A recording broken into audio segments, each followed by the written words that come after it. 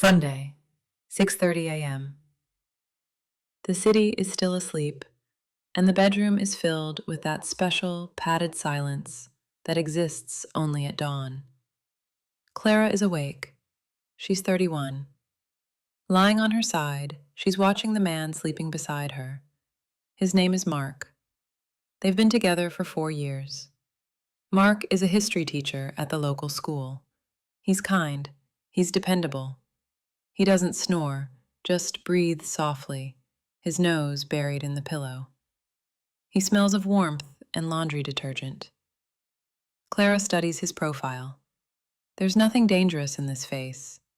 Only peace, only calm. Her eyes drift to the bedside table. Her tablet is lying there. The screen is dark, but Clara knows exactly what's open on it. A job listing for a lead urban planner position at a major architectural firm in Chicago. It's her dream job. Large-scale projects, travel, lectures, the pulse of a big city, everything that makes Clara's eyes light up. But Chicago is 1,000 miles away. Mark shifts in his sleep. His arm, heavy and warm, slides around Clara's waist. He pulls her closer, mumbling something unintelligible. And in that moment, a familiar trigger snaps inside her. She wants to push his arm away. She wants to jump up, grab the tablet, and send her resume. But instead, carefully, trying not to wake him, she reaches for the tablet and closes the tab. Not now, she thinks. This is silly. My life is here. Mark is here. An hour later, they're in the kitchen. Their Sunday ritual. Mark makes pancakes, Clara brews the coffee. Sunlight floods the small, cozy kitchen. Violet flowers bloom on the windowsill. Plants Mark tends lovingly. "Can you believe it?" Mark says, flipping a pancake. "Mrs. Hamilton complained about the curriculum again. She wants us to teach local history instead of the world wars. Oh, and maybe we'll drive out to the lake after lunch? The weather's perfect." Clara takes a sip of coffee. It's perfect. Everything is perfect. "Mark," she begins carefully, "I read an article about redeveloping industrial zones. Some really interesting ideas.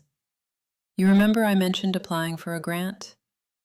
It would take time, maybe even an internship somewhere." Mark smiles. That gentle, patronizing smile that makes Clara want to crawl up the walls. "Sweetheart, why put yourself through that stress? You just finished the park project. Rest. We're doing fine as it is. Why complicate life when it's finally calm?" Why complicate life? That's Mark's motto. Clara falls silent. She nods. "You're right. I'm probably just tired." Once again, she makes herself smaller. She folds her ambitions into a tight little ball and hides it deep inside so it won't take up too much space in their shared life. Her eyes land on the violet by the window. The pot is clearly too small. Roots are pushing out, leaves turning yellow at the edges. The plant is cramped, but if it were repotted, the beautiful ceramic pot, Mark's favorite, would have to be broken.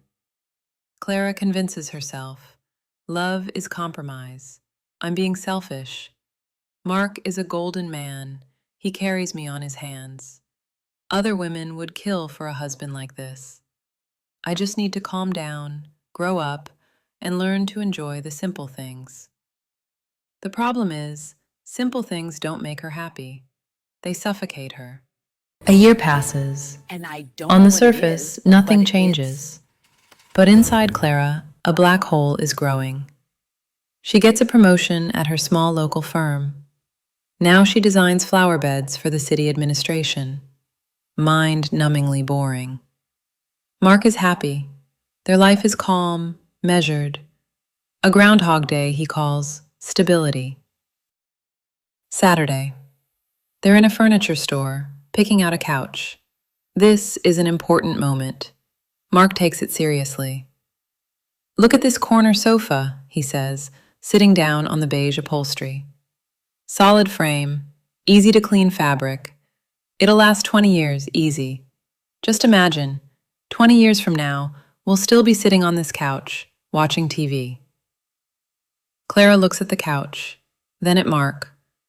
The words, 20 years, don't sound like a promise of happiness to her. They sound like a prison sentence. 20 years on this couch, in this city, with these conversations about school and the weather. She feels nauseous, physically. She looks around. Couples walk through the store, older people, young families with children. They all look content. They've chosen their path. Clara looks at Mark, enthusiastically testing the springs, and she feels a monstrous, icy loneliness. It's the worst kind of loneliness, the kind where you're not alone.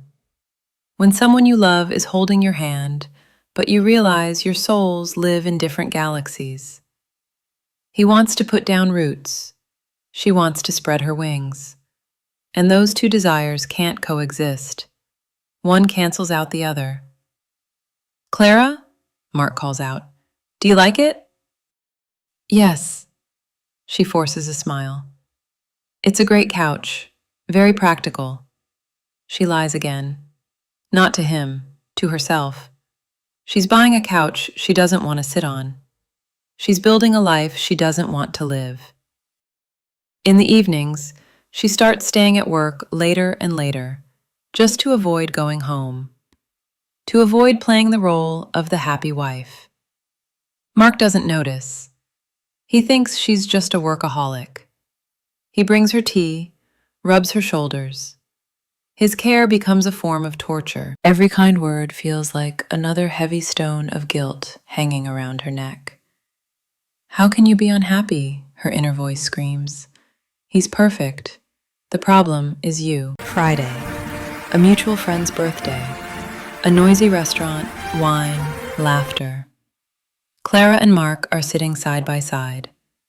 Mark is holding her hand under the table. The conversation drifts to the future. Someone bought an apartment. Someone else is expecting a baby. What about you two? A friend asks with a wink. 4 years already. When's the wedding? When are you going to surprise us with some news? Clara tenses up. She opens her mouth to joke it off, to say something like, "We're not rushing anything." But Mark beats her to it. He's glowing. He puts an arm around her shoulders and says loudly, proudly, "Soon. Actually, we've already picked out a house. In the South District, near my parents'. There's a great garden, plenty of space for Clara to grow into it. Right, sweetheart? We're planning to move in by next summer and, well, start working on expanding the family." Everyone applauds. Someone shouts, "Congratulations!" And for Clara, the sound in the restaurant cuts out. She sees only Mark's lips moving. He isn't lying. He isn't trying to pressure her. He is genuinely 100% sure that this is her dream too. Because she stayed silent. Because she nodded when he showed her that house. In that moment, something explodes. Quietly, inside. Clara realizes Mark doesn't love her. He loves the version she created. He loves the convenient, calm woman who wants a house and children in the South District. But that woman doesn't exist. She's a mask. The real Clara wants Chicago. The real Clara doesn't want that house. The real Clara is suffocating here. If she stays, if she says yes to that house and that life, Clara will die. What will remain is just a shell, the function called Mark's wife. She looks at Mark. He looks so happy. And she understands that she's about to commit a murder. She's going to kill us. Because staying would mean betraying both herself and him. He deserves a woman who looks at that house with the same excitement he does. not a woman who will quietly hate every single day of her life. That same evening, their kitchen. Mark is pouring water. He's still riding the adrenaline from the party. "That was a great night, huh?" he says. "Everyone was so excited about the house." Clara is standing by the window. She hasn't taken off her coat. "Mark, we need to talk." There's something in her tone that makes Mark freeze, glass in hand. Slowly, he sets it down on the table. "What's wrong? Are you sick?" Clara turns to him. There are no tears, only a vast, leaden exhaustion. "I don't want that house, Mark." "What?" He doesn't understand. "Well, we can look at a different one." "No, I don't want a house here. I don't want to live in this city. And I don't want the life we're planning." Mark goes pale. "I don't understand. Is there someone else?" "No." "Did I do something? Did I hurt you?" "No, Mark. You did everything right. You're perfect." "Then what?" His voice breaks. "Why? We're happy." "You're happy, Mark. I'm not." The conversation lasts an hour. The worst hour of Clara's life. Watching the face of someone you love collapse is torture. Mark cries. He offers compromises. He begs her to try therapy. But Clara knows. Therapy won't turn her into a homebody, and it won't turn him into an adventurer.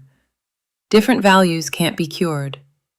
She packs her things that same night, not because she's in a hurry, but because staying in that apartment is no longer possible. Every extra minute gives false hope. She closes the door behind her. Mark stays behind, sitting at the kitchen table, his head dropped into his hands. Clara steps out into the night, gets into her car. Is she in pain? Yes, unbearably. It feels like she's torn a piece of flesh out of herself. Guilt screams inside her. "You're a monster. You left a good man. You'll regret this." But beneath that layer of pain, she feels something else. Fresh air. She takes a breath, deep, down to the very bottom of her lungs. For the first time in 4 years, nothing is pressing on her chest. And now, let's talk about you. Do you know this feeling? The feeling of sitting in a golden cage. The door is open, but you're afraid to fly out because you're afraid of hurting the owner of the cage. You tell yourself, "How can I leave? He's such a good man. He doesn't drink, he doesn't hit me, he loves me. I'm just being ungrateful." Listen to me. Being a good person is not a profession, and it's not a reason to stay in love. Love is when you're looking in the same direction, not when one of you is staring at the stars while the other is staring at the garden beds. Neither of you is bad. You're just different. But if you stay out of pity or a sense of duty, you're committing a crime. You're stealing time from yourself, and you're stealing time from him. As long as you're occupying the place next to him, pretending to be happy, he can't meet the woman for whom his couch and his city will be a dream come true. Leaving pain is easy. Leaving love that has no future, that's an adult decision. It hurts. It's terrifying. You'll be judged. But you are not obligated to sacrifice yourself on the altar of someone else's happiness. You only have yourself. And if your pot has become too small, break it. Grow.